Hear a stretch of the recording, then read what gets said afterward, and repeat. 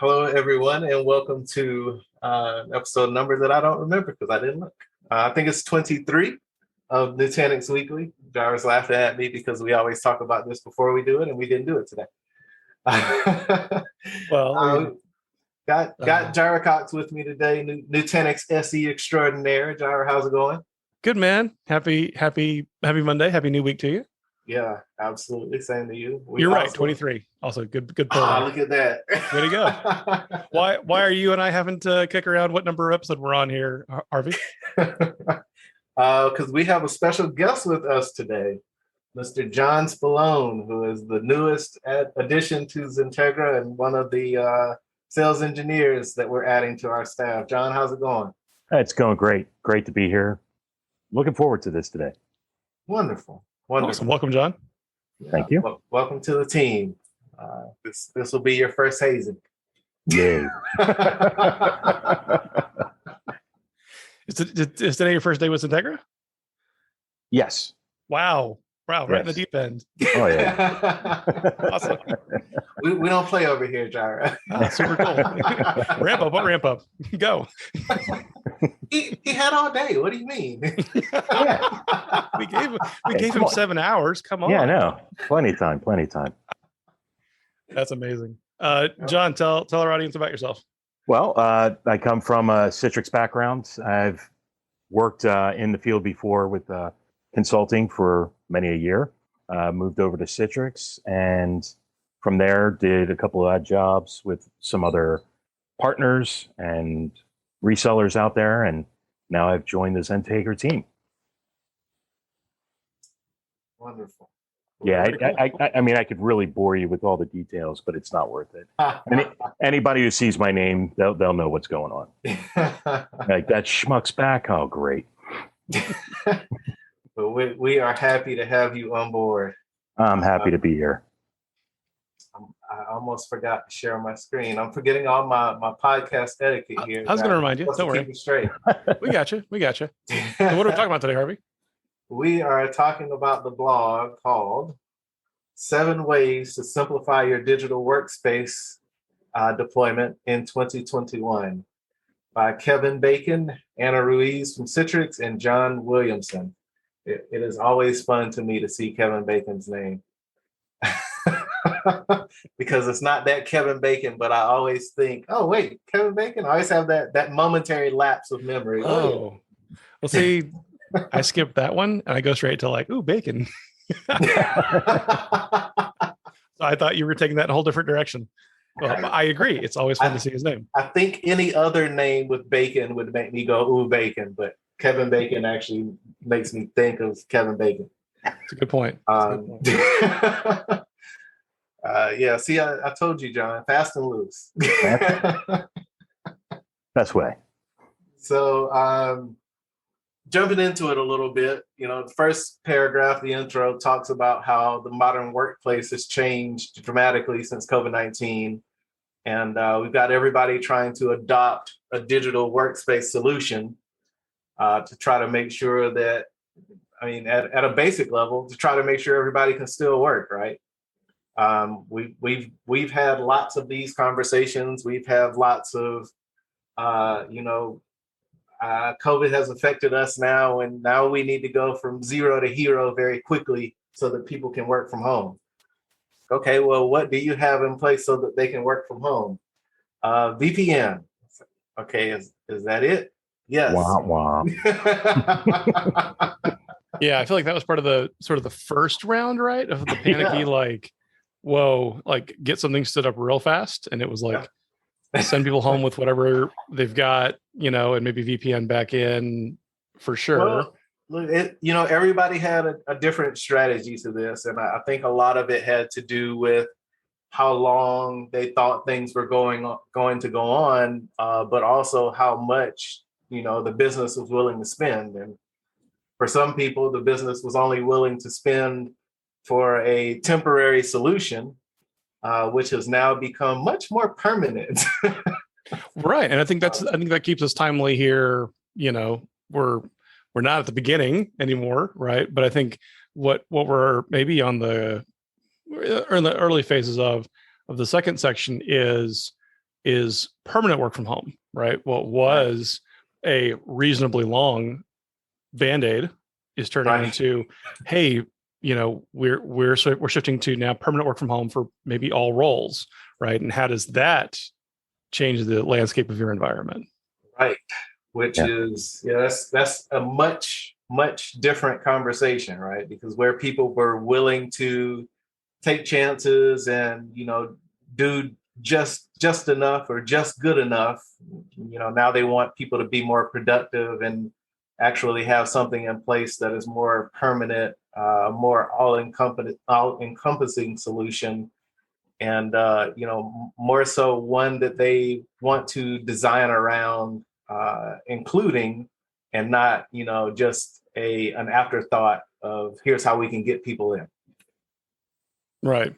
Yeah, because there's so much low hanging fruit, right? That the first solution could still yield, right? If you just send people home with workstations and VPN connections, there's so many more benefits you could be taking advantage of that a digital workspace, right, could still offer you, right? And it's still worth putting that on your roadmap of like, when do we actually make the shift into sort of doing this the right way and staying in a newer model, right? Right. I think that's a very important piece too. A very important thing you just hit on is, at the beginning, it was very much, let's just do this fast and quickly and make sure we can get people in. And now there's a much bigger focus on, okay, let's try to come back around and do this right. Or, as you have people who have, hardware expiring or, things like that are coming up, licensing agreements that are coming up. There's a much bigger use case and a much bigger reason to actually, design and architect and make these things happen the right way instead of the fast way. I think that's one of the things that we can talk through that I know this is addressing too. They hit on digital workspaces not being a new idea, but deployment and operational complexity kept organizations from realizing the benefits that these offer. And, we talk about that all the time, right? The people at XenTegra, it's like when the pandemic hit, everybody was started working from home overall. And, the XenTegra people, where people are asking us, well, how are you guys working from home so quickly? And well, we were always doing this. Like, this is always how we've done it. We know nothing different than the strategy of being able to work from anywhere. Yeah. And for the organizations that we work with and have been working with for years, who know nothing but being able to work from anywhere, this was another day at work. Well, yeah, I mean, you take a look at, for years, we've always talked about building for that pandemic. And, to some of us, it was just a word. And we finally got what that means recently. And how does that infrastructure handle for this moving forward? And like you said, some people were ready for it. Some people weren't. Some people just didn't envision all the benefits they could with a consolidated solution, a multi-point solution, whether it's a traditional blend or on-prem cloud-based, but, really starting to bring all that together. Now they have that time to sit back and look and say, what's going to work for us going forward? Because we've already hit those speed bumps at the beginning. Yeah, I think we've all worked with those customers that had, the large bunkers full of like empty cubicles that was for like business continuity, just in case, right? And all of a sudden it's like, now every company needs that all at once. Oh, and by the way, you can't put everybody in one room together. It's a very different reimagining of the scenario. Yeah. I like the way this one paragraph lays out sort of the hallmarks of the aspirations, right? Simple, secure, and performant, right? Performant, that's more for the employees. Secure, that's more for the company. Simple, that's parts for both, right? Because we have to have something that's simple for both the folks that have to manage it day to day and the folks that want to use it and connect to it. And I think it's interesting to think about as we live in a world and look at the headlines where employees sort of have more and more leverage every day in their relationship with their employer, and there's more portability in the workforce and people willing to change jobs to get a better work from home balance, work-life balance, remote work capabilities. That really means that the methodology, the framework that you use to offer your employees work from home becomes a potentially competitive advantage or disadvantage, right? Absolutely. Sort of neglect it at your peril, right? Yeah, like if your employee is sitting there at home all day going, well, this blah, blah, blah remote desktop is so darn slow. Like that's one of 1,000 cuts, right? That could contribute to now you have to go, hire a replacement and get them trained and operational and a lot of things you'd rather probably not have to go through. Yeah, that's a great point. I mean, we see all the time in the news today that the labor market is tight. IT is in high demand, and when you have the ability at work to use systems and use software and things that just work and just give you that pleasurable experience of making the technology disappear, and you just go in and you do what you do every day, and you leave at the end of the day or whatever it is, right? That is much more satisfying than banging your head against the screen or the keyboard all day because things are running slow or you're having issues or things like that. That's more help desk tickets, that's more user feedback, and it really is just more user frustration, right? From a business standpoint, if you can make it very frictionless for the user to use technology, then they can spend their time on being productive. And the more time that they're spending on, opening help desk tickets and being frustrated with the system, and even worse for the whole secure concept, working their way around what you've put in place for them, because they will. They always do. That is all time spent that is not making the business money. They're not being productive for the business. So ultimately, the business becomes its own worst enemy when they don't have systems that are performing well. These we're not just thinking broad thoughts around digital workspace, right? Or maybe like this blog post calls out some specific recommendations, right? Like what goes in the stack, we think, to offer something that is that simple, performant, and secure environment for employees, right? Yeah, so they go into being able to utilize Citrix and Citrix Cloud on top of Nutanix for your technology stack to help basically build exactly what we're talking about. A good example of a work environment that will allow you to work from anywhere and work on top of a platform that will allow for you to be hosted anywhere, to help make it so that you can be, resilient, secure, and have the performance you need in order to keep your users from being frustrated and work their way around your systems that you put in place. They talk in the article about being able to resolve issues in minutes instead of days, and being able to guarantee to the business the same linear costs when you scale from 500 to 50,000 users is the example that they have in here. Right. The core benefit of HCI in general, right, especially with Nutanix, is that sort of linear growth, like cost per whatever, right? Even for servers, cost per CPU, cost per gig of memory and storage. But that whole concept really cut its teeth, right, on end user VDI, because that's where we see the most identical workloads, right? We have 1,000 desktops, 3,000 desktops that are all the same vCPU, same memory. And so that ability to scale, right, gives the business the confidence of, I know what the future looks like for cost modeling. If I grow, if I shrink, if I scale out, if I need a DR site, that predictability, right, is kind of worth its own weight, as they say. Absolutely.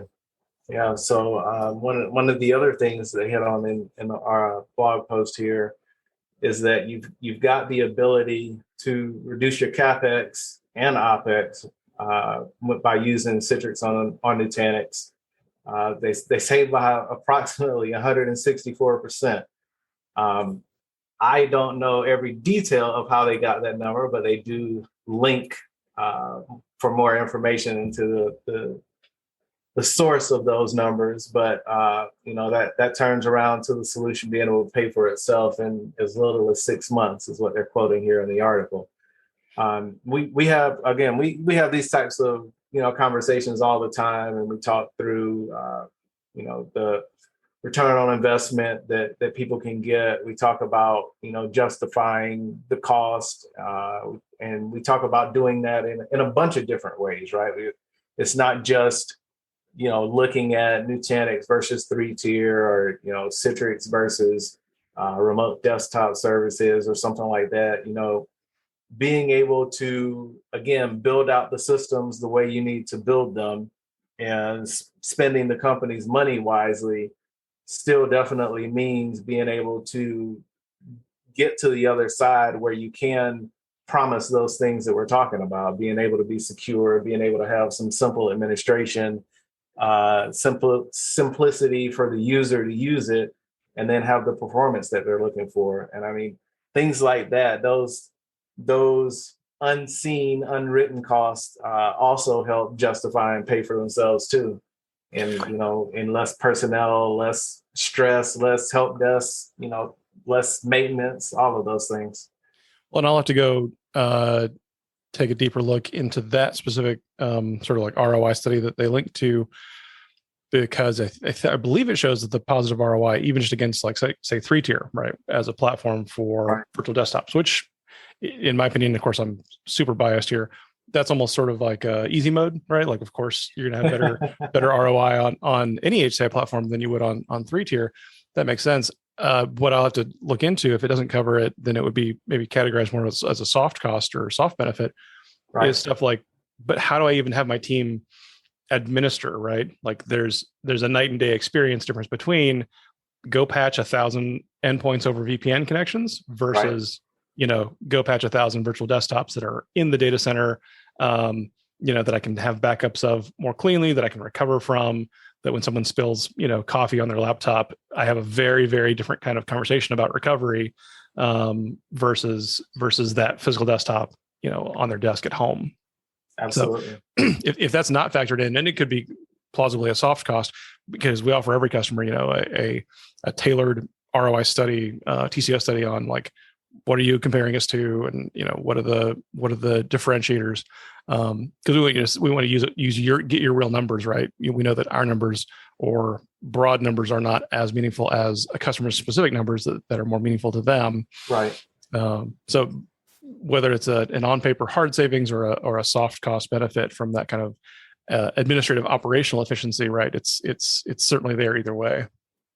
Yeah, and the link that they have out there takes you to a Forrester Total Economic Impact study. So, as we all know, Forrester is one of the very respected names in being able to put things like this together, and also, IT software, hardware vendor ranking. So, a very, very commonly respected name out there to make sure that you're seeing that the numbers that are going behind this aren't just thrown up to the ceiling. And we hope they came back and, we just picked 164%, right?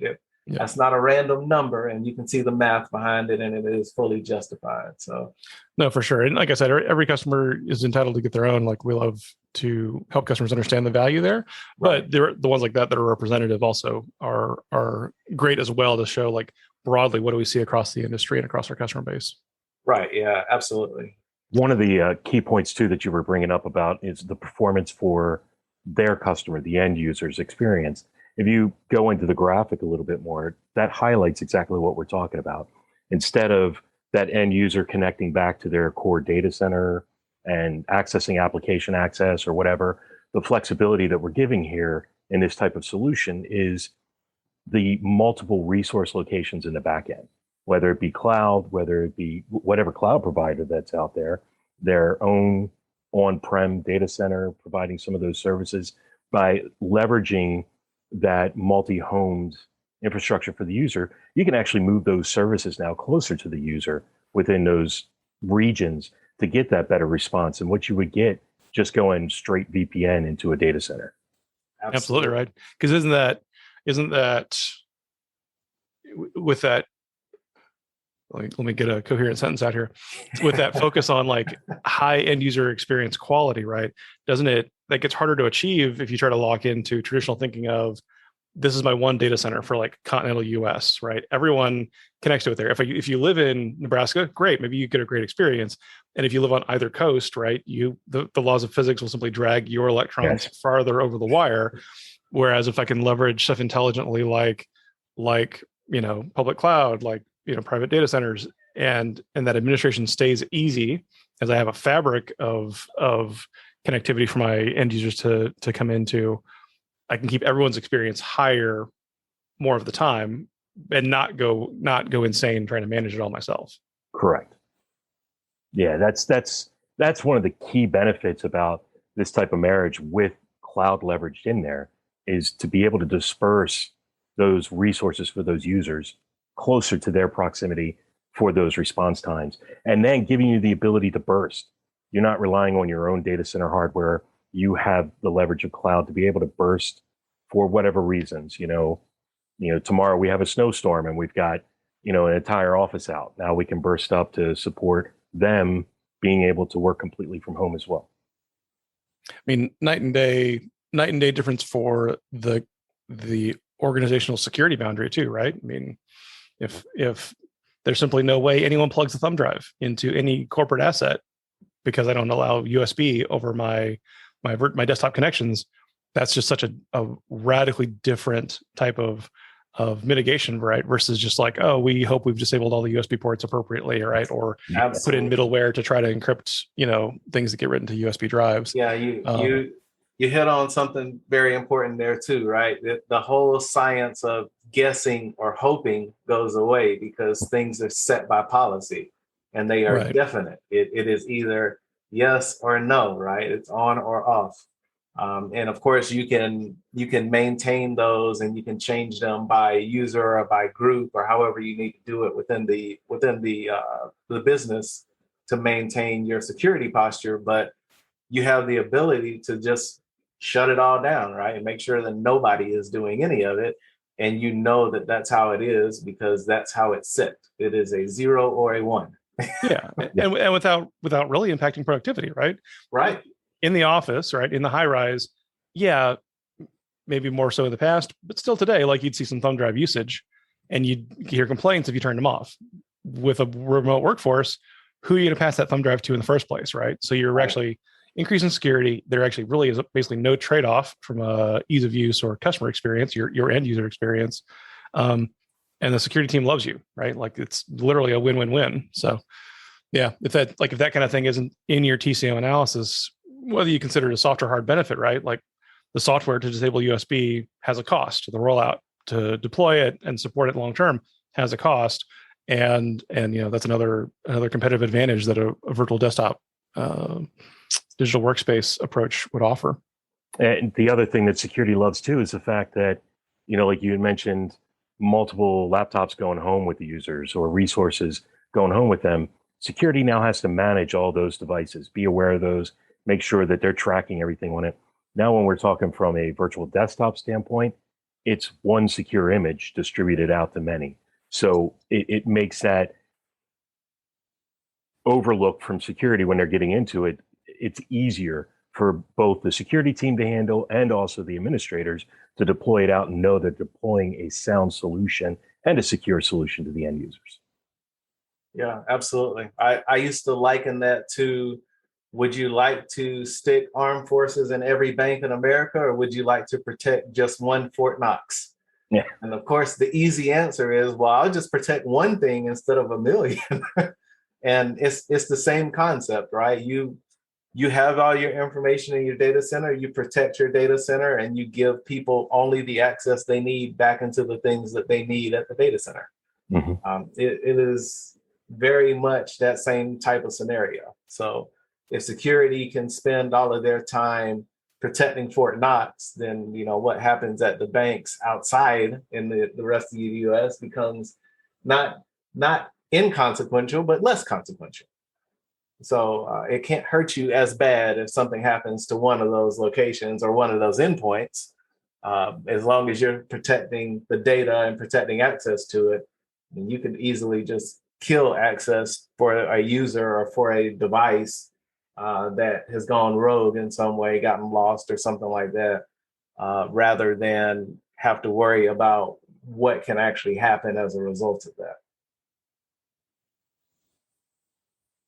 So Harvey, I think this brings us to the end of this article, but should we give a teaser of like what's probably to come as we go through the series here? Sure. So the next article in this series is how to simplify the Citrix virtual application and desktop control plane, which I'm sure I have that conversation more times a week than I can count. But it'll be a good blog post to talk through. We also have another one. I know blog post 3 is out to how to simplify digital workspace solution, virtualization, and file services. That would be a good one to hit on too. We talk about file shares and Nutanix files a lot, so definitely another good topic to talk through when we get to that one. And they actually have 4 more: how to simplify digital workspace security, how to simplify reporting, analysis, and issue remediation, how to simplify unified workspace, and how to simplify business continuity and hybrid cloud. And all of those topics can very much be addressed by the combination of Nutanix and Citrix. And they'll hit on that in each of these blog posts that we have coming. So lots more to come. This was noted that it's inspired by a joint presentation that came from the Global Next Digital Experience, or .next, digital experience, and that's Nutanix's conference that they have each year to help spread the word on Nutanix, but also give people some additional training and additional opportunities to learn more about the technology and how they can help integrate it. Which we should probably give a teaser for this year's .next coming September 20th through the 23rd, Next right? month. That's right. Segue. September 20th to 23rd, Nutanix.com/next, online again this year. So of course attend on your schedule and at no cost. So Nutanix.com/next there. And Harvey, anything you want to plug? Sure. So I actually have a class workshop coming up, hands-on workshop on Friday, which is the Friday the 13th. Look at that, Friday, August 13th. That you guys can still sign up for via the website, and we would love to see you there. We'll get to talk more about some of the concepts we talked about today, but also be able to put your hands on, the equipment, not the equipment since it's virtual, but you put your hands on the consoles and be able to actually do things to the real physical equipment that you just won't be able to see. But everything else will be, done in the lab. Everything else will be real time. So you'll be able to go through that, ask questions and learn and all of those good things. So again, Friday the 13th, you can sign up for it on our website, and the cost to you is absolutely zero, just some time. Very cool. Yep. Jaira, closing remarks. Been a pleasure. John, thanks for being able to join us today, man. Oh, thanks for having me, guys. Definitely looking forward to the carry on of the conversation here with these other topics. Absolutely. Yeah, we'll definitely, you're definitely invited for more. Oh, thank you. Love for you to come back and share some more of your knowledge. That's why we're here. Sure. That is all that I have for today too. So we definitely appreciate you guys listening. And I guess with that, we'll sign off for the day. Cool. Talk to y'all later. All right. Thanks a lot.